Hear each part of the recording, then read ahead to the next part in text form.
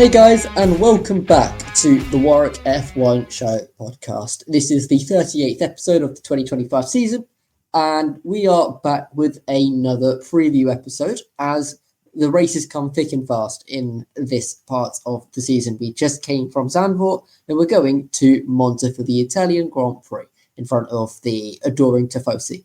We're going to be looking ahead to see what we can expect to see there and what do we need to see out of certain drivers over the course of the weekend. I'm your host for this one, Anwar. I am once again joined by Lucy, my co-host. So thank you for coming along for this one. Let's start with the championship battle, which is obviously taken a massive turn in the favour of Oscar Piastri because of the retirement Lando Norris had at Zandvoort. Do we need to see something different out of the two McLarens this weekend for this championship to be a bit more interesting? Yeah, I mean, not necessarily a change in Norris's performance, but just a change in his results, but not necessarily in the way he's driving. The onus is obviously on him and his side of the garage to effectively compensate for his DNF last weekend by trying to make up ground on Piastri in the championship fight, which he will be wanting to do anyway. That's kind of your nature as a racing driver, to just permanently be trying to make up ground on your competitors if you're behind.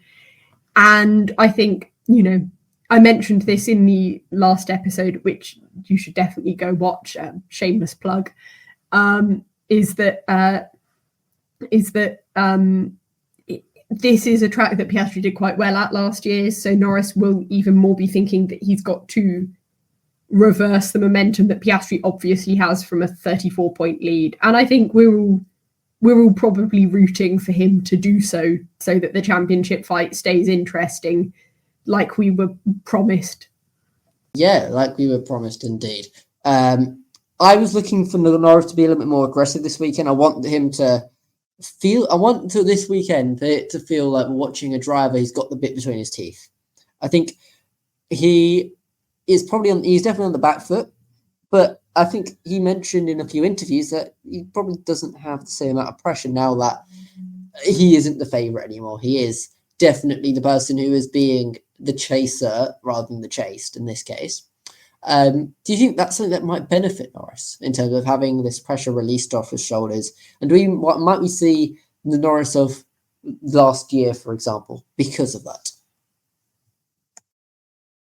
Yeah, I think some people thrive on being the underdog, and I think that if Norris is one of those people, then by all means, this will, if anything, make it easier for him to feel like he can perform at his best. I mean, Verstappen last year was obviously not the underdog, but his car, the second half of the season, definitely was. And I get the feeling that some of his very good results probably came from the fact that he sort of thrived on the fact that, people were saying that kind of Norris's car was infinitely better, and therefore Norris was probably going to win, not necessarily the championship, but even one particular race. Some drivers do probably thrive on not having so much pressure of being the favourite on them. And just kind of like some athletes as well. I'm saying that this like it's an F1 specific thing. I don't think it really is. But if Norris is saying that, then that's probably a good indicator that he is one of those people, which would be a good thing. It'd be exciting. I'm glad that kind of this doesn't seem to have he doesn't seem to be taking this as the sort of Zandvoort will not be the graveyard of his title hopes, that, the championship will hopefully still be a bit of a fight. I think, you saying that you kind of want him to be more aggressive is interesting, because I don't necessarily want him to be more aggressive. I've liked that his driving style has been almost kind of quite clinical, like quite measured, and that, he's taken risks and that he's gone for moves, but that it's been kind of, at times it's been very sort of careful and quite structured. And So I agree. I kind of want him to be aggressive in the sense that I want him to go for things, but I don't want him to suddenly think that he has to completely change the way that he's driving to try and catch up in this championship fight, because I don't think he needs to. I think that he can catch up just by continuing to perform the way that he has been performing. I mean, I think it can be it's something that you are right. If you are aggressive and try and force the issue, it might end up being detrimental. So I think that is a fair point you've driven. I think it would be a bit of a statement though if he is a little bit more aggressive. And it pays off. If it does pay off for him, it can act as a bit of a statement of intent, right? And I think that's something I'd want to see. But we'll see how that plays out, because when we look at Piastri, he doesn't seem like someone who really has taken his foot off the gas. He's come back after the summer shutdown in probably the most perfect way possible, right? Do you think the fact that he is so far ahead will affect the way he drives, do you think? In terms of maybe a little bit less risky in terms of some of the overtakes or some of the things that he'll do, or some of the defenses he'll make. So we see if he's on pole, he has been pretty aggressive with his defense into certain corners, ensuring that Norris doesn't get ahead. Do you expect him to lay off a bit because of the advantage he has? Yeah, I don't think that that Piastri's suddenly gonna, he's not going to rest on his laurels. I think that's the idiom. I think that's an idiom that works. He's not going to do that. Yeah, that works. Yeah, that works. Yay, fantastic. He's not going to do that.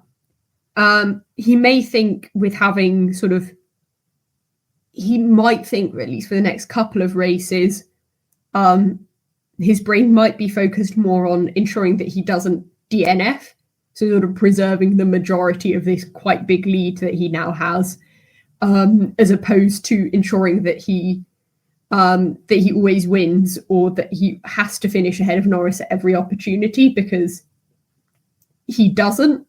But I mean, we mentioned it before, 34 points is a big gap, but with 9 races left, it's not that big. He can't think that, just because Norris is DNF'd, he's over a race win in front of him now, that automatically means that sort of the championship is his and nothing's really going to change that. I don't think he will, but it's important that he doesn't. He can't afford to. This is still a close championship, even if the numbers don't seem to suggest that. Yeah, it's not an unassailable lead, put it that way. But I think it's something that we should recognise that it isn't going to be easy. But I think it is definitely still on the cards that he does make a little bit of a fight back. Let's move on to the rest of the field, and I think another team that is particularly important going into this weekend, given the fact that the Tifosi will probably be roaring them on in support, will be the 2 Ferraris, who came off a double DNF. Admittedly, one of those DNFs came as no fault to Charles Leclerc. How important is it that Ferrari have a good result here, given the fact their season hasn't really been the most smooth sailing, to put it lightly? Yeah. Ferrari, I think, especially because it's their home race weekend, they just need whatever the opposite of Zandvoort was to happen.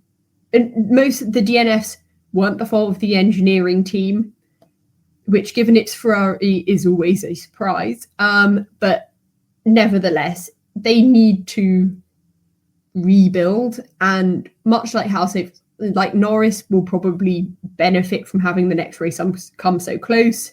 There's the chance to immediately get his title hopes back on track. Ferrari might have wanted a bit more time to recover from their double DNF, and I personally am rooting for them. I generally root well for drivers at their home race. I'm rooting for Antonelli at his, but also Ferrari. I feel like you kind of, no matter how terrible Ferrari are, I do want to see them do well at their home race. And I would be happy if that happened.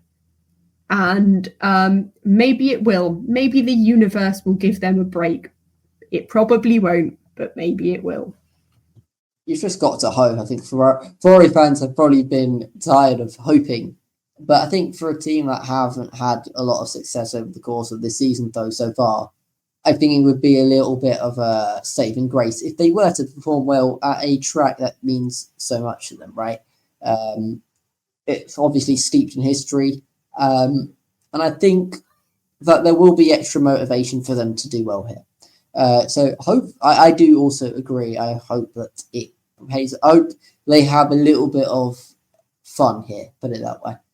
Let's move on to some of the other details going into this Grand Prix. Ferrari are also going to be running a special livery. And I think, Lucy, we kind of agree that this, for once, is a pretty decent looking Ferrari special livery, right? They've managed to make the HP logo look not as terrible as always, which is the greatest compliment I can give. No, it's a nice car. I like it. I mean, I don't think everyone will. I know that people don't really like it when Ferrari put white on their car, but compared to feel like it was Miami where they did that last time and it looked really bad. Compared to that, this is nice. I'm happy with this livery. I think it's nice. Ferrari do love a cool back livery. They tried to do that with the light blue thing, which failed. And, at least they've picked a car that's red to do a callback to this time. That's something. No, I like a Ferrari special livery, and we will hope and pray, which I can do because most of the time I don't dedicate my energy towards hoping and praying for Ferrari, which means that I've actually got some left to give now. But we will hope and pray that we do not see that livery either having an engine go up in smoke or in the wall. We will hope that doesn't happen for Italy's sake, I think. Yeah, for Italy's sake, for sure, because I don't think the Ferrari fans can take too much more pain. Another thing to note is probably the fact that we're going to have nice weather throughout. I know we were forecast rain and Zandvoort, and we got spitting here and there, but not substantial enough to go into any wet weather tyres. But we're not going to expect any type of weather to play a part from at this point in time. As of recording, it should be dry all 3 days. So that's also something to keep a note of. And the types of tyres that we're bringing along will be C3, C4, C5, which is the second kind of softest range that we could possibly get. So hopefully, this will follow a trend of two-stop strategies that we have seen develop over the course of this season, which is nice from an entertainment perspective. So hopefully, that provides a little bit of excitement for us. I'm going to move on to spotlighting two drivers who probably are under pressure. One of them is Yuki Tsunoda, and the other one is Franco Colapinto. I want to start with Colapinto because there's been a lot of noise from Briatore's mouth, half of the course, I would say, but this time this kind of yapping is all about whether Colapinto is worthy of the second seat in the Alpine. Do you think this is a weekend where he needs to have a good performance to kind of turn away the criticism and the concern people have for him? I think that that I genuinely think that this weekend could be a good turning point for Colapinto. I actually think he had quite a good weekend last weekend. Some of it was probably luck, but he did finish in P11, which pretty good.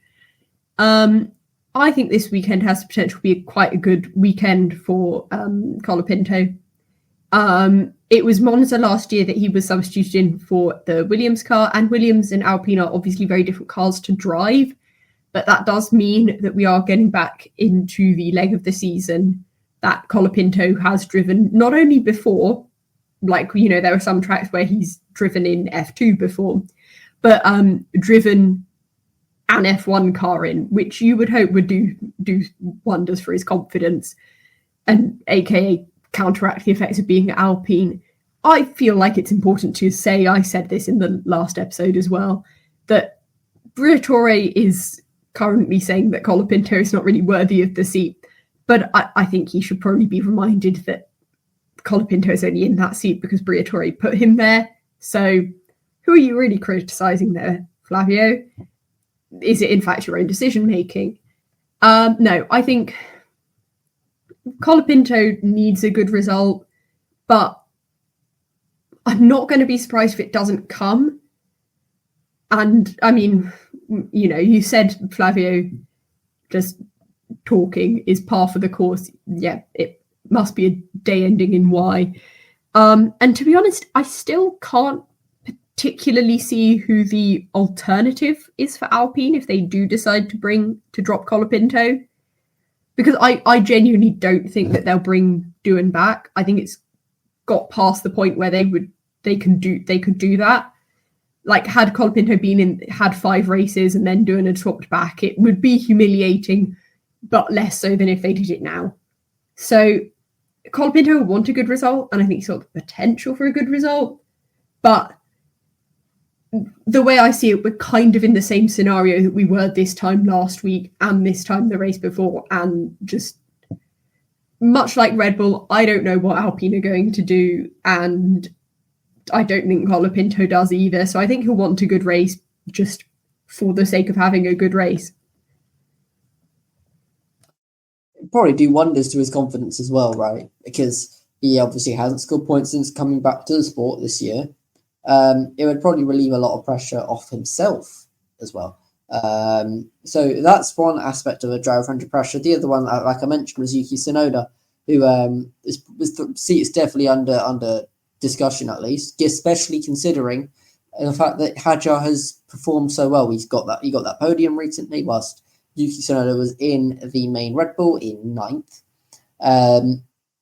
Again, I think from my perspective, another points position was probably the best that Tsunoda can hope for. And probably would also be a good way of slowly building back any type of confidence or belief in the car that he's in. Right? I don't know if you agree, Lucy. Yeah, I think Tsunoda getting points last week was a surprise. I mean, a welcome surprise, but a surprise. He'll want another points finish. He'll want a good qualifying. I think I think I said it before, but I think that's the main thing I'm looking for him, is for him to do well in qualifying. I mean, it's so close in quali, but if he could get a Q3, that would, I think we'd all probably, say well done to him for that. He'll also want another good result, especially since I've seen kind of now debates around whether Hadjar will be in Red Bull for 26 instead of Tsunoda. So he'll want to kind of prove that that's not, those discussions haven't unsettled him, but also that kind of he does deserve that seat,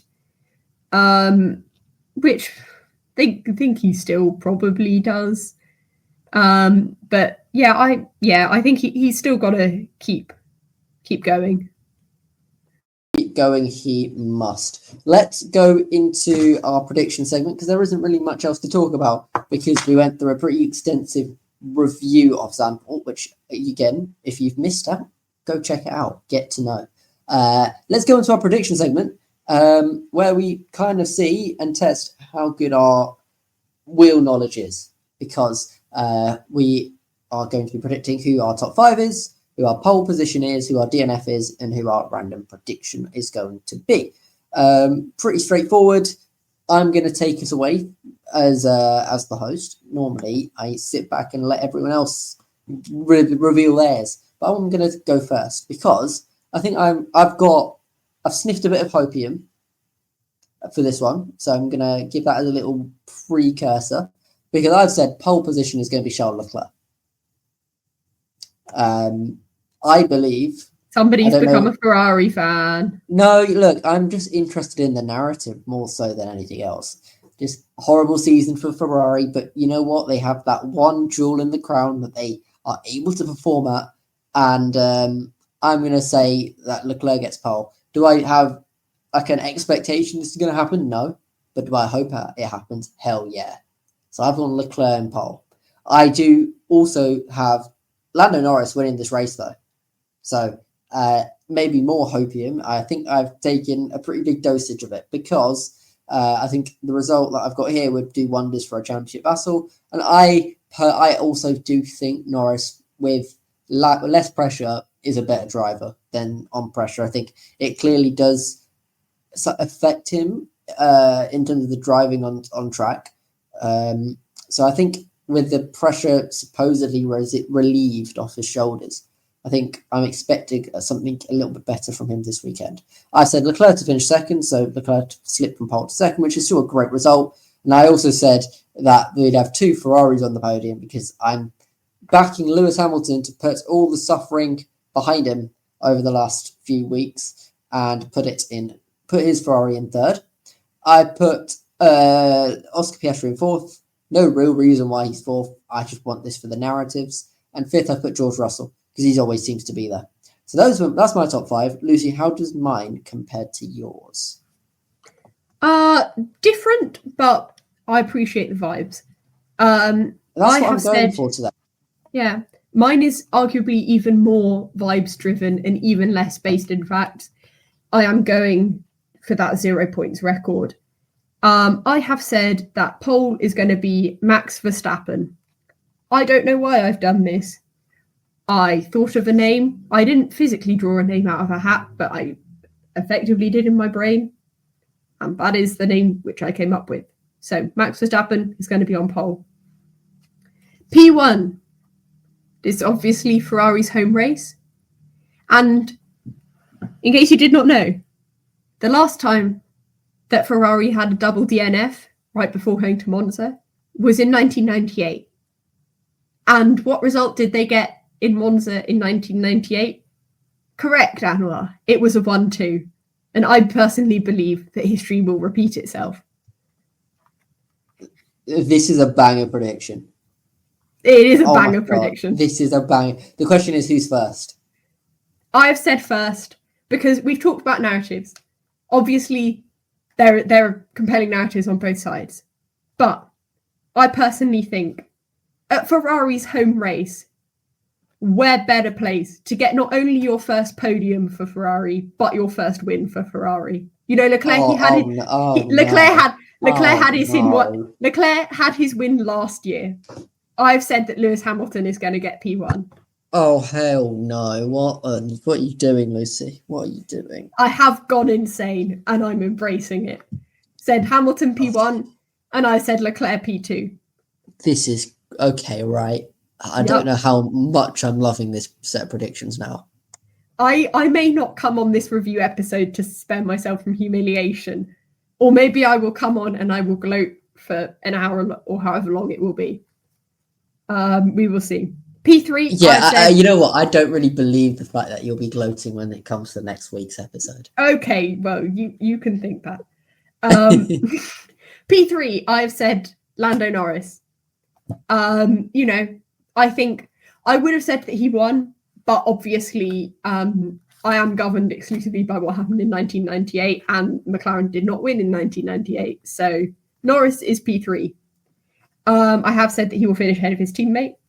In P4, I've said, because I personally believe that, you know, Williams had quite a good race last time.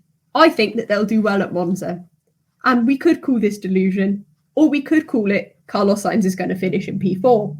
Right, if you said Albon, I would have been completely fine with this. I think he deserves a break. And there is a strategy to this as well, because sometimes... Okay, what's the method? Sometimes when I predict that a Williams driver is going to do well, or in my predictions list, he then ends up DNFing. Maybe this is me actually thinking that Albon is more likely to end up in P4, so I don't want to curse him. Maybe that's what's happening here. Or maybe I've just... why not? Maybe I've lost my mind. Yeah, these predictions I've already... I think it shows that we've gone a bit mad. But and then P5, I have said Oscar Piastri. I think there will be a gap between him and Norris. This is also me manifesting to make the championship more interesting. But I don't think he's going to DNF or anything. We are not going to basically see a reverse of what happened last week. He'll just be in P5. Maybe his strategy won't go so well. Maybe he'll be caught out by a safety car. Maybe he will just not have a great weekend. Anything could happen, but he will be P5. Sure, why not? I kind of walked into this expecting Daniel to have the most reasonable predictions out of the three of us, and I think there is definitely some reasoning. I think compared to me, he's definitely more reasonable. But yeah, he also went with me and said a Leclerc pole. I think we're both hopeful of some Ferrari magic on the Saturday, but the Sunday does not have any magic for Ferrari at all. Actually, for Daniel, because he said Norris to win. Then he went George Russell in second, which is interesting to say the least. Yeah, he said Verstappen in P3, Oscar Piastri in P4, and Liam Lawson in P5, which, yeah, sure. You know what? Fair enough. I'd imagine that's probably a little bit less crazy than saying Sainz P4, which is what you said, Lucy. So we'll see how that plays out. Let me go through my DNF and random prediction. So pretty simple. I have found a formula that works, and that is predicting rookies to DNF. So am I going to move away from that ethos? Hell no. Because I've said Ollie Behrman DNFs. Stop rookie abuse. Random prediction is I am expecting a red flag somewhere in this Grand Prix. So yeah, pretty straightforward DNF. Yeah, that's fair. That's fair. I think we might get some safety car or some incident shenanigans that forces a red flag. Lucy, how about you? What is your DNF and random prediction?